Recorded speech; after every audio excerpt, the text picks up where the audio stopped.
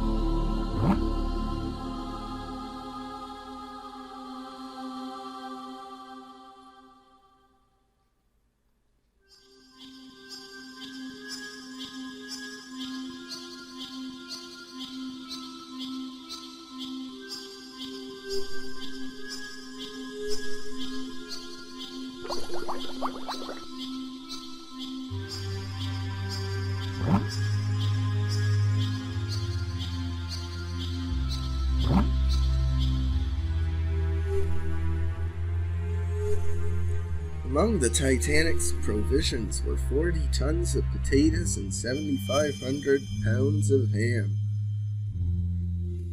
That's a lot of ham. And maybe the reason that there never isn't anything more than just 3 locations to visit is because they didn't design the HUD, like this map HUD, with that in mind, so that's why it's never there. It already seems like kind of a tight squeeze with the 3rd location.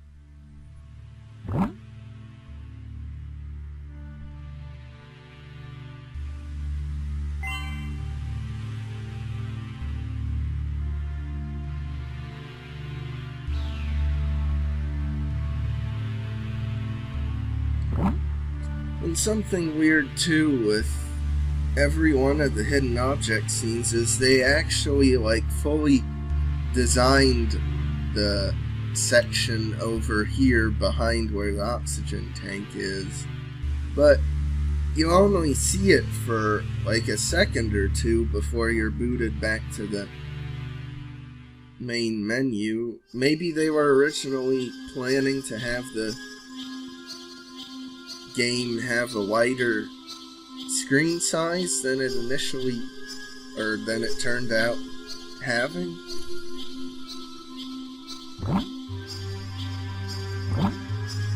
Because, like, if you'll see, there it is. It's fully there. Like, why did they even bother doing that?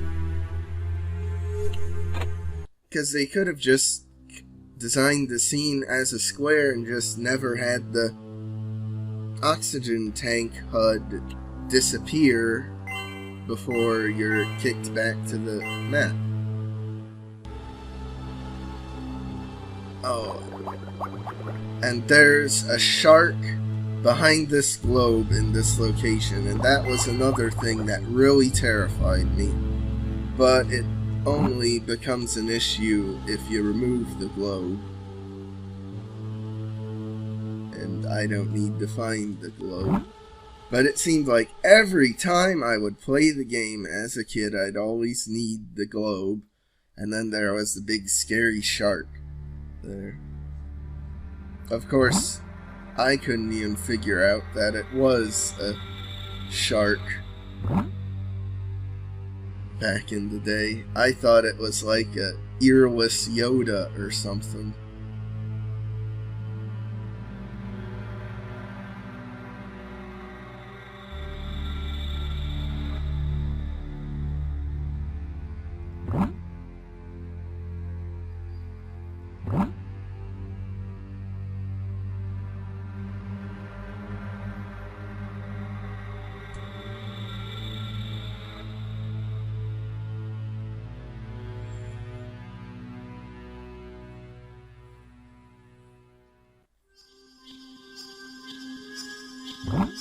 Now that's kind of morbid. Just someone's leg that's probably had all its meat chewed off by fish over the years, and you gotta collect it.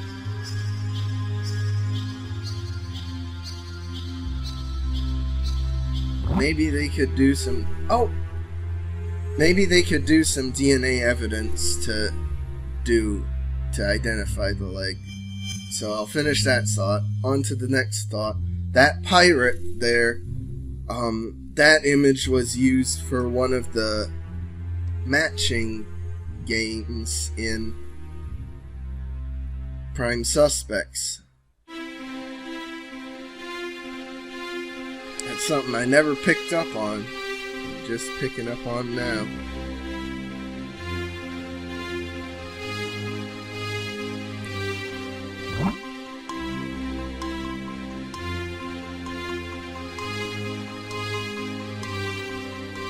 Items in this game generally seem pretty small, like Madame Fate-sized items, whereas in like Huntsville, Prime Suspects, and Ravenhurst, items seem to be a lot larger. That's the same crowbar image as was in the library, but much smaller.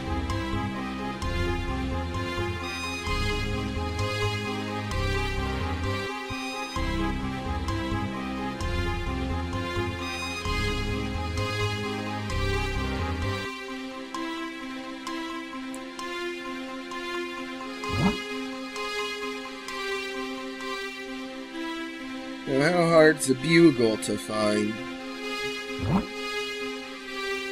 Not hard, but took me a while. Did you know that two pieces of the Titanic weigh 1970 feet apart on the ocean floor? How about that? Mouse Be Cool X200. The manager for Arnie the Amazing Show Mouse was worried about his money-making friend's well-being on the long road between shows and building this air conditioning unit. Small fan, big payoff. It'll blow your whiskers back. Yeah, I hate to break it to Arnie, but the mouse, at this point, for being underwater for several decades, is definitely dead.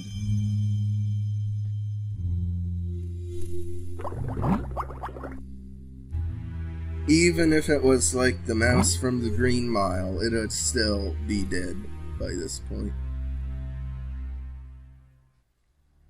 I do like the contrast, though, in this scene with the blue light on this side and the red light in the room over there.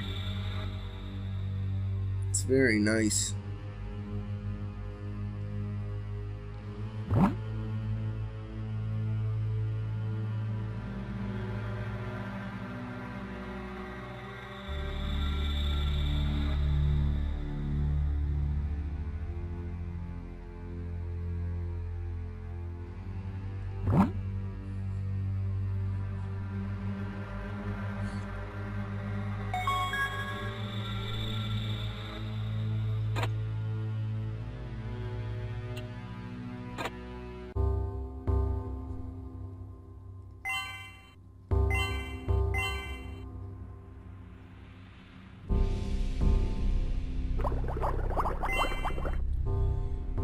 Misclick several times just to collect the pointless gem.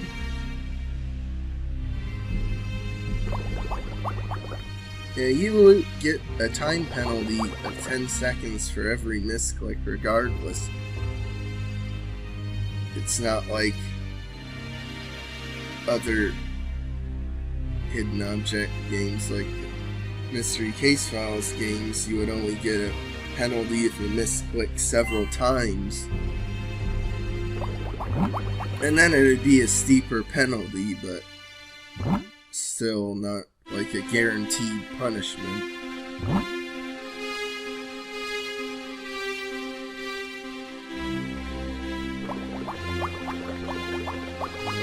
Oh, that's a lamp. I thought that was the candlestick.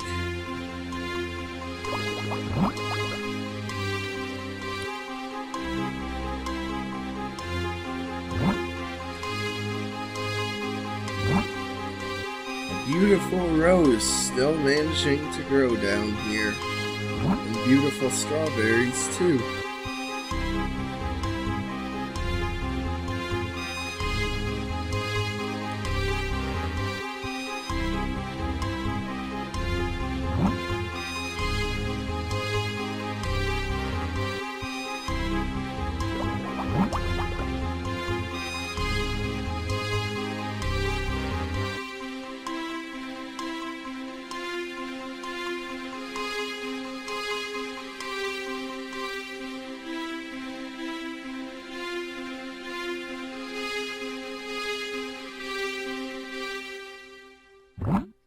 Wine bottle, that's a really big item, very prominent. And I remember I even had to collect the wine bottle the last time I visited this location. Yet I somehow forgot where it was.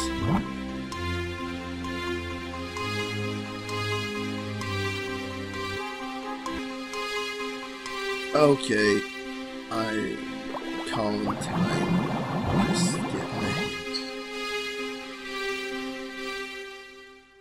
Did you know the ship was loaded with only enough lifeboats to hold half the passengers? And wasn't that smart of them? Gotta cut costs somewhere.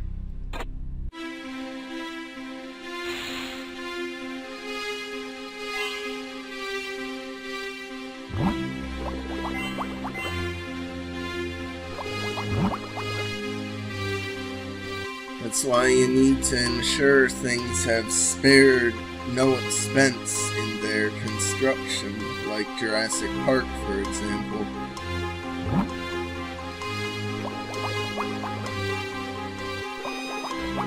Oh, that's just some other gas-powered lantern, but not a kerosene lamp. Okay.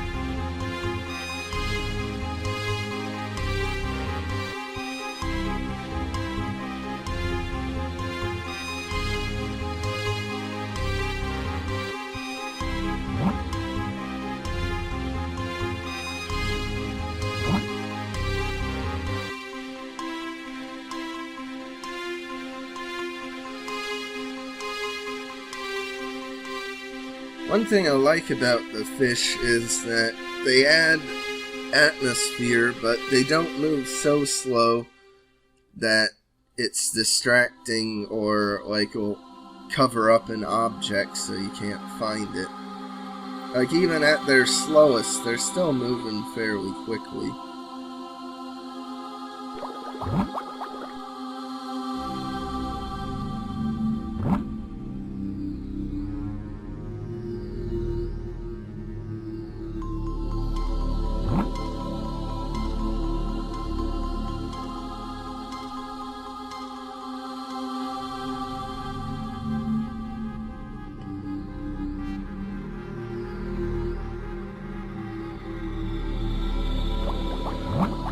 Oh yeah, that revolver, it always reminded me of the revolver from our Clue board game set.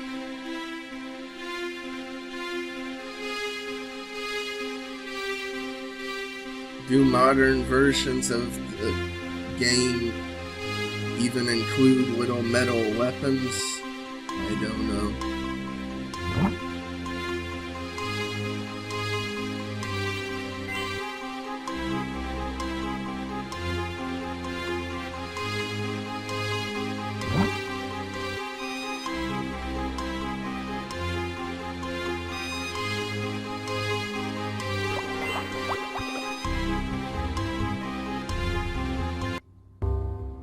So, comb right by my pointer, another item right by my pointer, and I can't find it.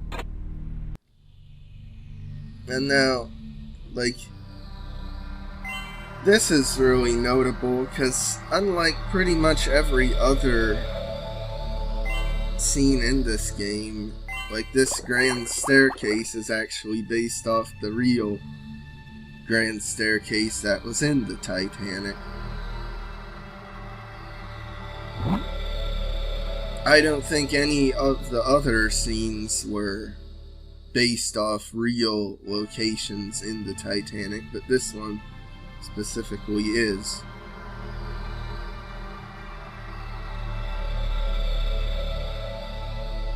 I don't even know if in real life, if the grand staircase is actually intact at all, or if that got destroyed when the ship went down.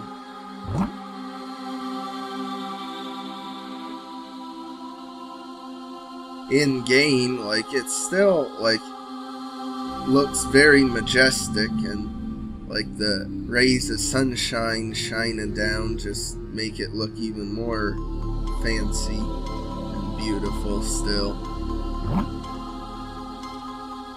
So what, it's missing one of its walls and its ceiling. Who cares about that?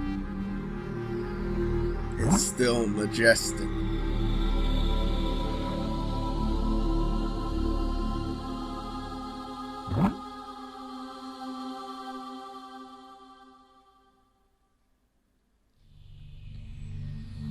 And outside, the rain is picking up yet again.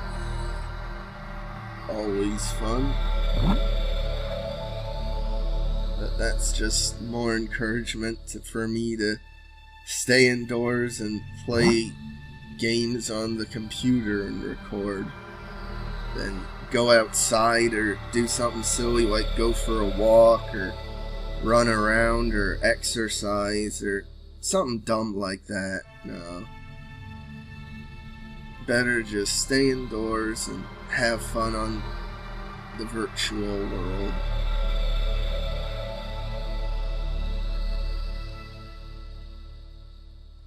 There's the toaster hook again.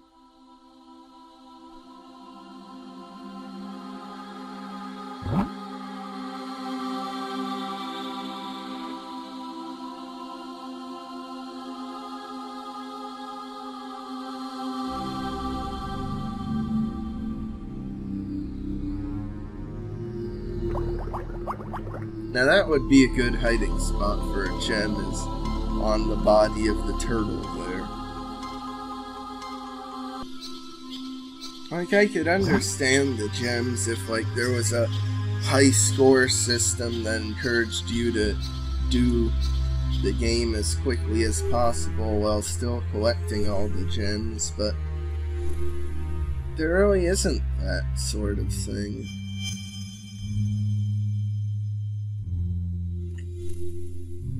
I don't even know if this game tracks like your previous game completion times like the other MCF games did.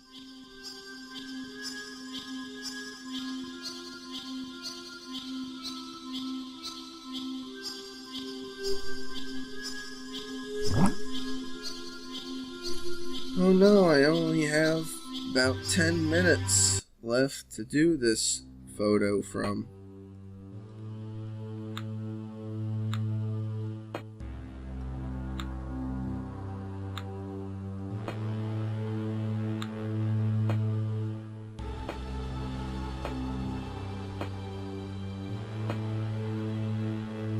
This photo's interesting because it's like the guy's coming on to this woman and she's just like turning her head away like, can you believe this guy? Can you just stop? You're bothering me. She does not seem interested in him at all. Although maybe it's just a play she's doing to get him, because she likes when he tries to vie for her affection. Am I reading too much into a random photo from like 100 or more years ago? More than likely, yes. What happened to them, do you think? You think they got married? You think they had a bunch of kids? You think their descendants are watching this video right now? Who knows? Anyway, like and subscribe if you want. I'll see you next time when we'll finish off the game, because there's only 2 more dives left.